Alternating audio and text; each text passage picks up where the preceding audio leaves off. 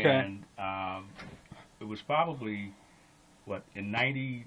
It was in 92 that I wrote my first thing that was really no, I didn't write it. It was an interview in the Sun Times, and it was an article about my protesting the racism in the advertising agency business, which I had gotten into when I was 20 years old, 3 months after Dr. King was killed in Memphis in April of 1968, and the riots that followed that. Corporate America began to open itself up to non-whites, to colored people. They were totally open to uncolored people, but they weren't open to colored folks, right? So, but after the King was killed and the riots that followed, corporate America began to open itself up, and I was lucky enough to be in the right place at the right time. A 20-year-old kid, barely got out of high school, and living in Robert Taylor homes, and I got a job in an advertising agency, which I didn't even know what an advertising agency was at that point. But I got a job, and once I saw what the ad agencies do, which is creating identities and branding for the biggest companies in the world, the one that I work for, Foot Cone and Belting, is one of the big ones still on Michigan Avenue, the international ad agency.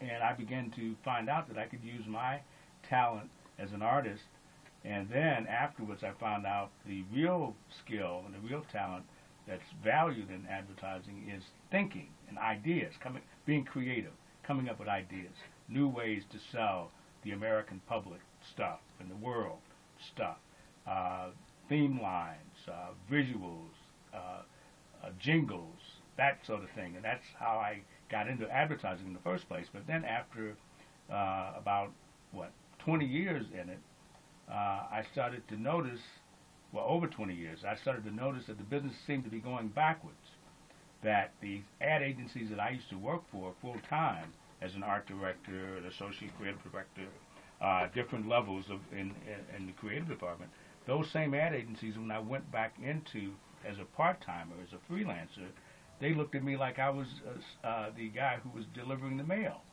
When I come up to the receptionist, somebody would hire me. They were paying me at that point up to $1,000 a day. Whoa! Come in and come up with ideas and design storyboards and do stuff. But the receptionist would look at me like, well, what are you here for? You must be here to pick up packages. So I started noticing that the business was going backwards from where it was from 68 till maybe 75, 76.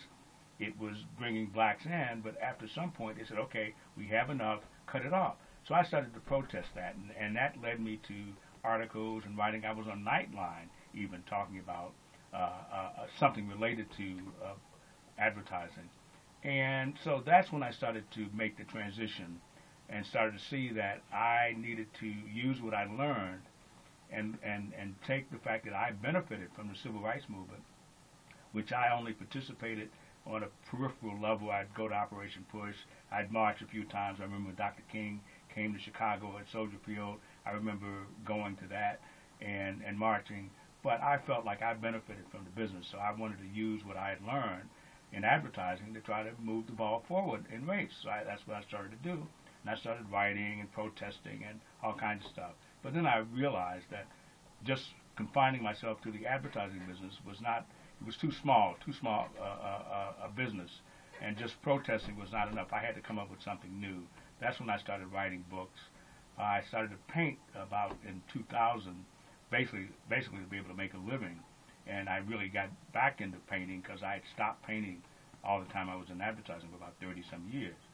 And so the great thing is, the good side of this story is that even though a lot of people thought I was crazy when I started to make this transition from ad man to race man, I believe that I am saner and better off than I ever was because I made that transition, that I took a step in a direction that was not guaranteed, that was not the easy money of the ad business, but I said, hey, I have something. I've learned something in advertising. I have a talent that I thought was only good for advertising, but I'm beginning to see that if I apply it and start doing research and learning about race and the history of race, that I can use this talent to change, well, to save the world, starting here in America, starting here in Chicago, starting here on the South Side. Now I'm living in Uptown right now, but even from Uptown, I'm doing stuff to save the planet. People think I'm nuts, but you know, I don't think I'm as crazy as people think I am. Well, I know myself, the notion is not crazy. Maybe the fact that you want to do it single-handed. I'm looking for volunteers. I'm always looking for people to work with. The problem is most people that I've found, blacks, whites, and others, have been so convinced that there's nothing you can do about racism that they have self-destructed themselves. It's like the title of the Obama piece. Dreams can come true, but dreams don't come true by themselves. You got to be willing to stick your neck out, make mistakes, have people call you crazy. You have to be willing to go the distance. Now, mistakes I can make.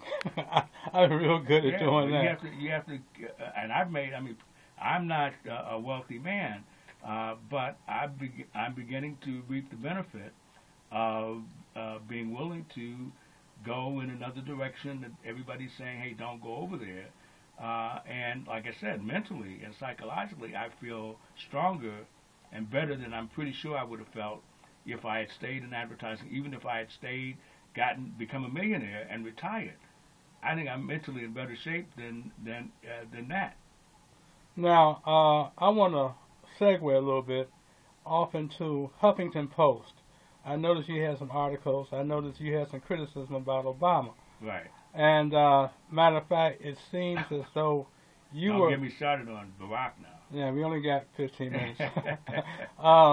Plus, I got to get out here, get prepared for the next DJ. Okay. And so I noticed you had kind of taken the stance of Tavis Smiley and Cornel West. Am I correct in drawing that comparison? Well, to some extent, although not totally, but to some extent, I agree with what Tavis and Smiley and Cornel West have been saying. We have to push. It's like the analogy is, my analogy is with Lincoln compared to Frederick Douglass. Frederick Douglass had a role when Abraham Lincoln was president, although now we look at Lincoln was already ready to free the slaves and love everybody and love all the black folks. That's not true. He never was that. He never became that. Frederick Douglass had to push him, just like Tavis Smiley, Cornel West are pushing Barack. Frederick Douglass had to push Lincoln. And like Lerone Bennett Jr.'s book, written, about 10, 12 years ago, called Forced into Glory, Frederick Douglass had to force Lincoln into glory and convince him, hey, you got to free these slaves if you want to win the war.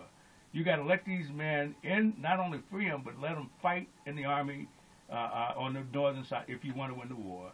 And he had to push Lincoln to do it, and Lincoln did it, and we won. And we're free.